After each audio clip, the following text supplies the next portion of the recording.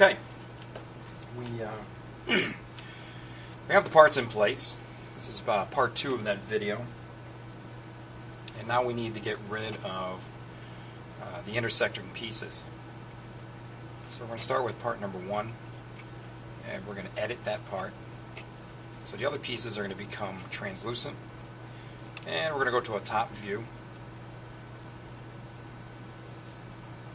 and see where it's crossing through. So we need to get this information and extract it away from this.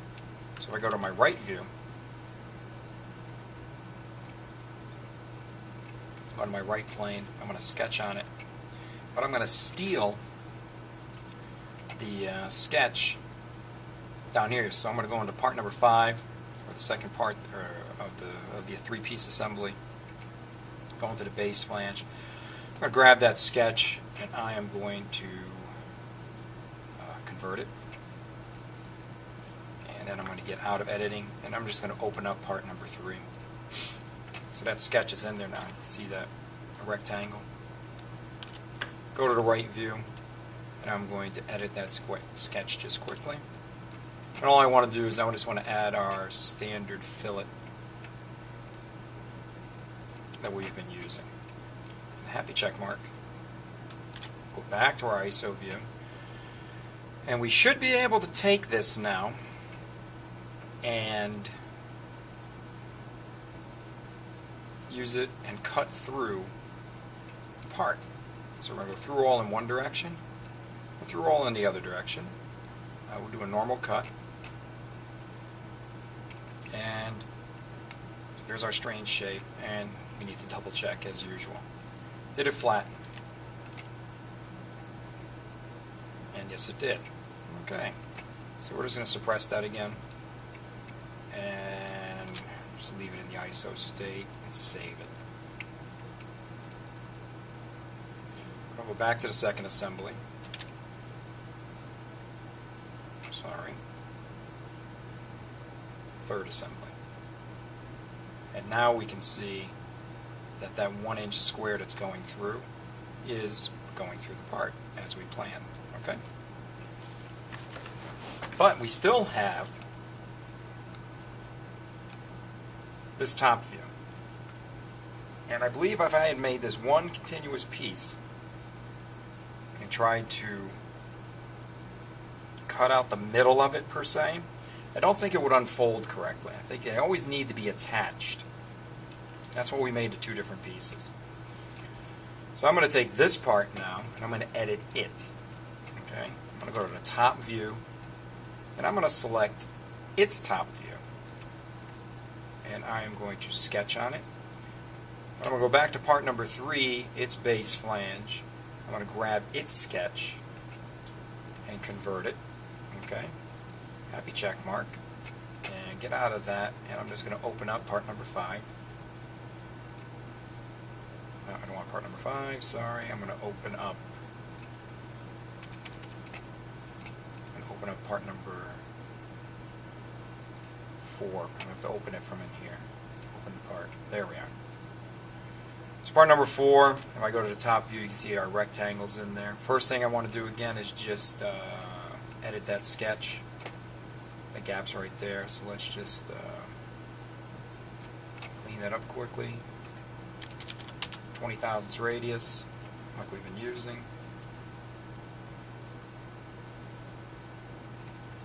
And we're going to do a happy check mark and all that.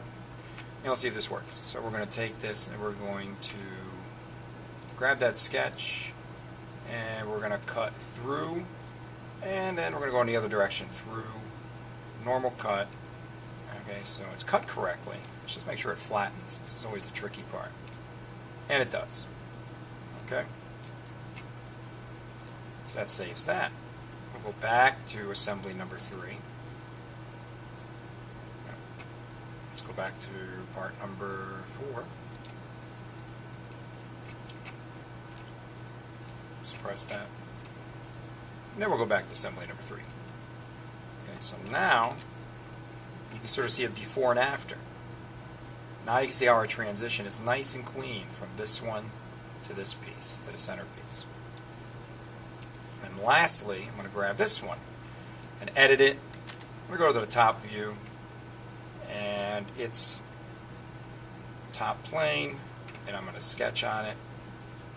Again, I'm going to steal the rectangle from over here, so it lights up orange, and I'm going to convert it. Close that out. Close out the edit. I'm going to open up this part so you can see the rectangle is there. First thing we need to do is just edit that quickly. Put in our 20 thousandths radius. Okay, it's there. Grab that sketch, and we are going to cut through all in both directions. Leave it on normal cut. So it's removed it, and like I said, always check, make sure it suppresses and unsuppresses correctly, and it does. Save it, and then we're going to go back to assembly number 3. Alright, I'm going to save this quickly, and then if I rotate it, I can see all the way through. And I go from the top, I can see all the way through, and then if you zoom in, you can see there's some nice transitions in there. In general, if this was a sheet metal part, this looks like, you know, maybe even a little piece of modern art. And if it was, you know, the guy would make all his forms and all that, and then we could go right in here, and we could start putting a nice little weld here on the seams, and then you'd have some cool little piece of Art Deco. And then after this, you need to create your flat patterns as usual. So there you are. And that's how you do the cutting when you have intersecting pieces.